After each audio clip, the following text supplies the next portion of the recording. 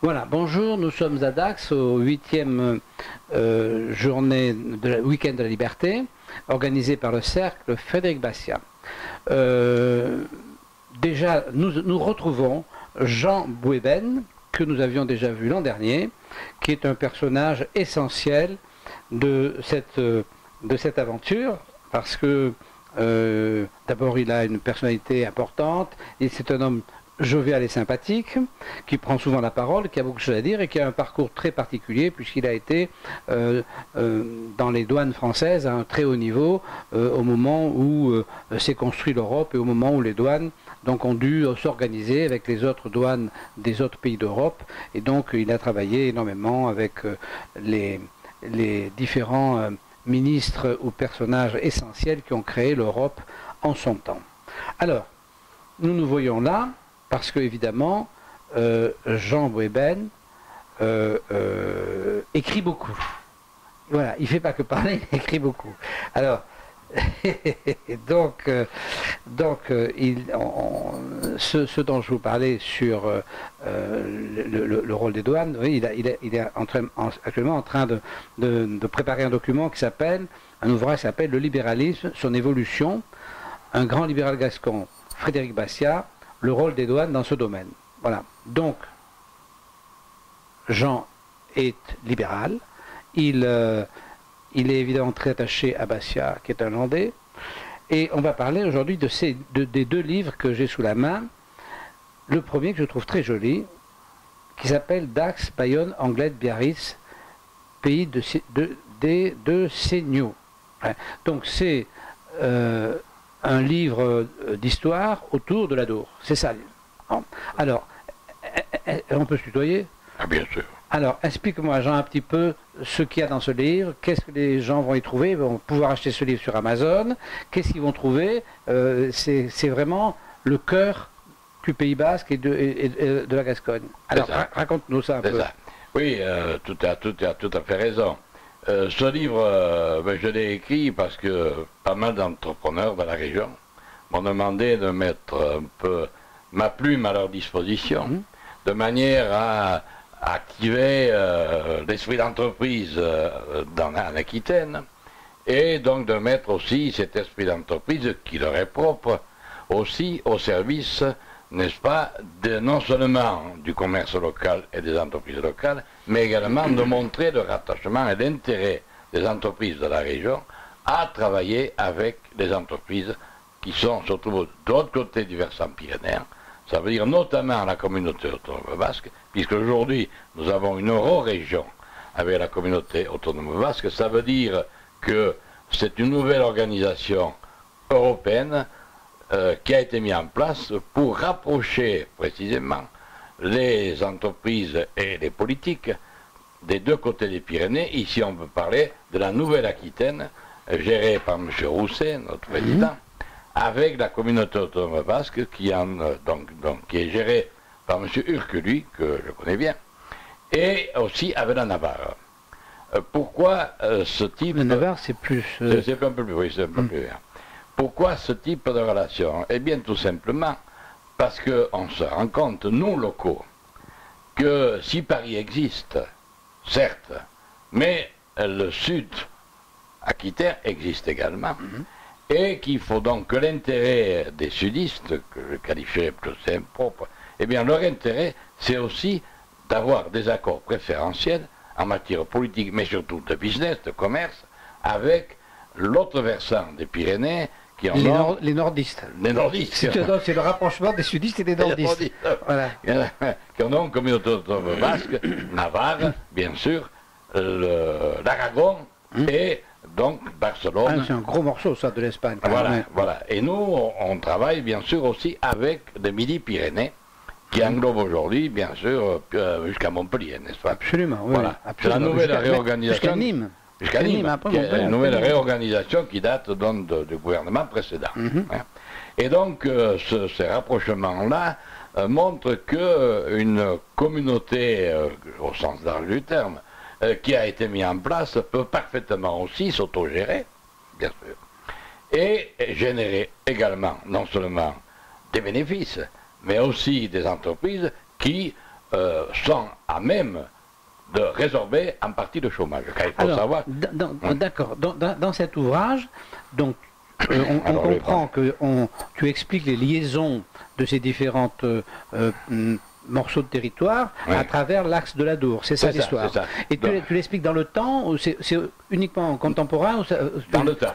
Dans le temps aussi. Donc tu reprends l'historique de l'Adour et tu arrives à la conclusion qu'aujourd'hui, cet historique doit se continuer. Oui, c'est ce que je viens de dire. D'accord. Donc dans le temps, si tu veux, dans le temps, effectivement, je remonte dans l'histoire des millénaires où on s'aperçoit que les premiers habitants, entre guillemets, mais ce qui ressort d'études historiques de la faculté de l'Université de Bordeaux montre qu'il y avait des tribus qui, en certaines époques, sont arrivés à l'époque glaciaire, sont arrivés probablement par le détroit de Gibraltar, et depuis la Géorgie et la Mongolie. Donc c'était plus ou moins des Asiatiques, n'est-ce pas? Oui. Si on peut appeler Asiatiques. Les Ostrogoths sont venus après à la fin de l'Empire romain. Voilà. Et donc c'était des Tarbélis.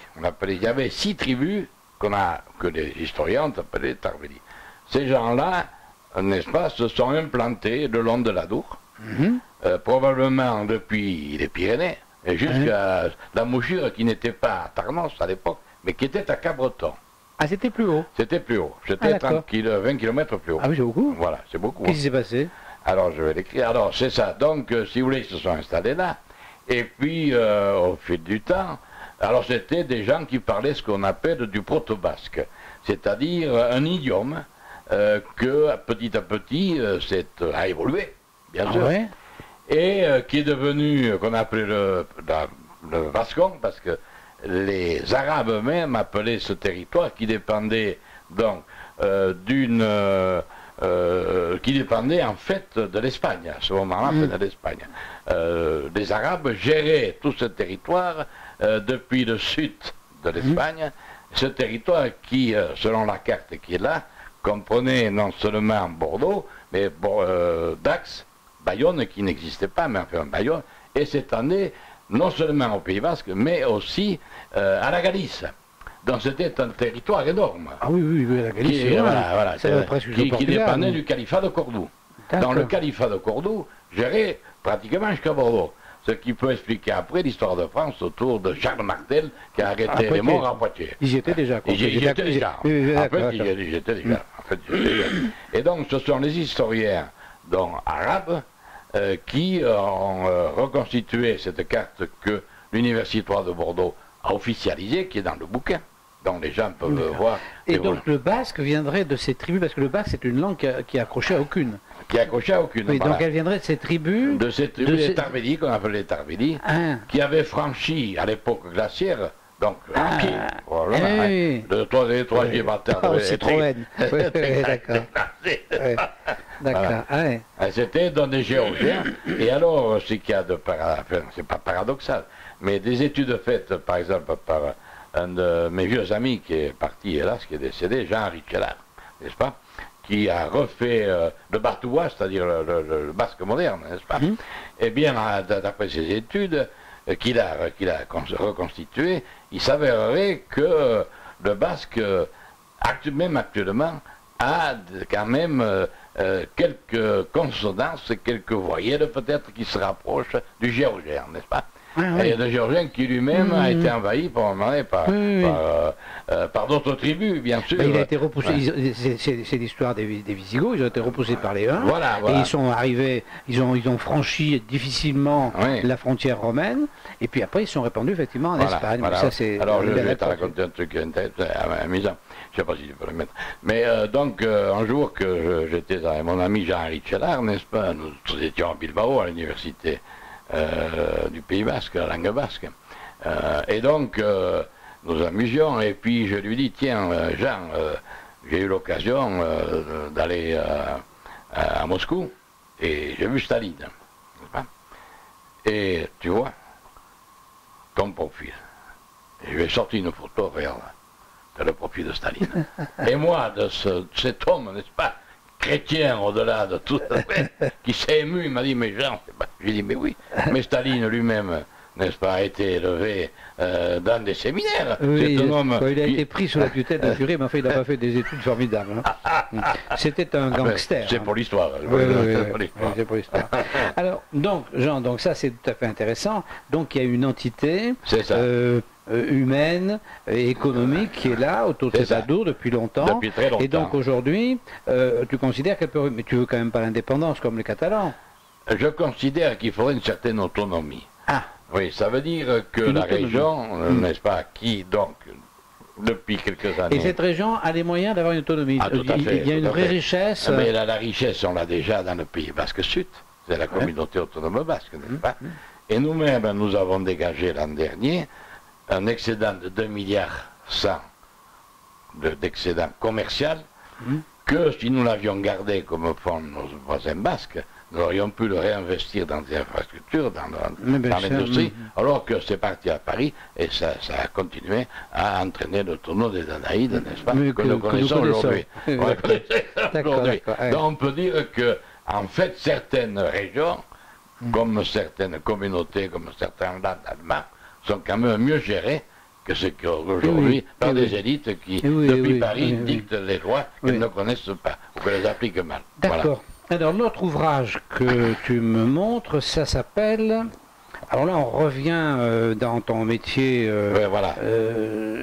donc vers les États-Unis d'Europe, mythe ou réalité. Alors ça, on ne le trouve pas en librairie. Non, pas pour l'instant. Bon, non. alors donc ça... Alors c'est un ouvrage qui a été exactement préfacé par le directeur général de l'époque, n'est-ce pas, qui est aujourd'hui, je crois, PDG de la RATP, et par un préfet, M. Soubelet, qui est aujourd'hui préfet hors cadre à Toulon, n'est-ce pas? Voilà. Et ça, c'est un livre que tu as fait d'une manière plus ancienne. Oui, Ton ouvrage aujourd'hui, c'est celui-là. le dernier, c'est celui-là. Voilà, c'est celui-là dont Et on celui-là a- qui devrait sortir l'an prochain. voilà. D'accord, d'accord. Ouais. Mais celui-là, moi, je trouve ça intéressant, ça doit Mais être tu bien. le hein. gardes, tu le gardes avec toi. Ah ouais, ça c'est bien. Ouais. Alors donc c'est un ouvrage qui retrace, dont je l'ai dit tout à l'heure, à la demande, ça a été fait essentiellement, à la demande des gens d'affaires de la région, et pour revaloriser la région, hein, c'est ce qu'ils m'ont demandé de faire, c'est ce que j'ai essayé de faire. Et donc la région, non seulement les Landes, mais aussi plus généralement les Pyrénées-Atlantiques, puisque moi-même j'ai vécu très longtemps dans les Pyrénées-Atlantiques, j'ai fait mes études secondaires à Bayonne, et j'ai été membre de l'aviron bayonnais, etc. Donc c'est un ouvrage qui concerne non seulement les Landes, mais aussi les Pyrénées-Atlantiques, la Gironde, enfin, grosso modo, l'ensemble de l'Aquitaine. Et donc, au travers de cela, j'ai voulu montrer des liens qui existaient autour de ce fameux fleuve qui est l'Adour, que j'ai qualifié de fleuve nourricier.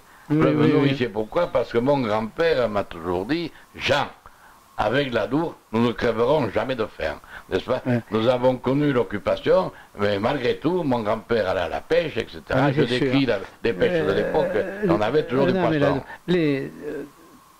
Des égaux pyrénéens du côté est, donc c'est les Pyrénées orientales, C'est ça. ils n'ont pas la chance d'avoir ce fleuve, ils ont une petite rivière qui s'appelle la Tête, Oui, je qui connais. est un filet d'eau, hein, Ouais. rien à voir, hein, ça n'a avec, rien à voir. ouais, donc vous avez un vrai fleuve. Mais vous, en fait, on a en partie en France, lors des Pyrénées, parce que dès qu'on a franchi la frontière et qu'on passe en Espagne, c'est désert. Ah, tout à C'est fait. désert, parce Tout que à la fait. pluie s'arrête de notre côté. Voilà, exactement. La pluie s'arrête de l'autre côté, et quand Ouais, ça passe ouais, de l'autre ouais. côté, il n'y a plus de nuages. Voilà, et donc voilà. l'autre côté, c'est le désert C'est complet. hein. tout à fait, tout Ah, à fait. Tandis ça, que nous, on a la chance d'avoir, on a on eu a la de l'eau. pluie, On a de de l'eau, l'eau, on a de l'eau. bien On a sûr, de de l'eau. Et donc, il faut savoir, Combien ça fait de kilomètres la Dour 350 km. Ah, quand même, c'est pas un petit fleuve, 350 kilomètres. Donc Depuis ça- de Vignemale, elle prend sa source dans Ah le oui, Vignemale. Vignemale, donc c'est au milieu des Pyrénées, ça. Elle est en plein les Hautes-Pyrénées. Oui, c'est Hautes-Pyrénées. Les Pyrénées. Ah. Et son embouchure est à Tardos, n'est-ce pas, qui est l'avant-port de Bayonne. Oui, je vois. Et c'est là qu'il y a toute l'industrie où je suis né d'ailleurs. Je suis né dans un coron, n'est-ce pas, qu'on appelait les forges de l'Adour, parce qu'il y avait une grosse usine sidérurgique qui était à l'époque très moderne, où il y avait 2000 salariés, n'est-ce pas? D'accord. Et il y avait tout un tas d'industries autour,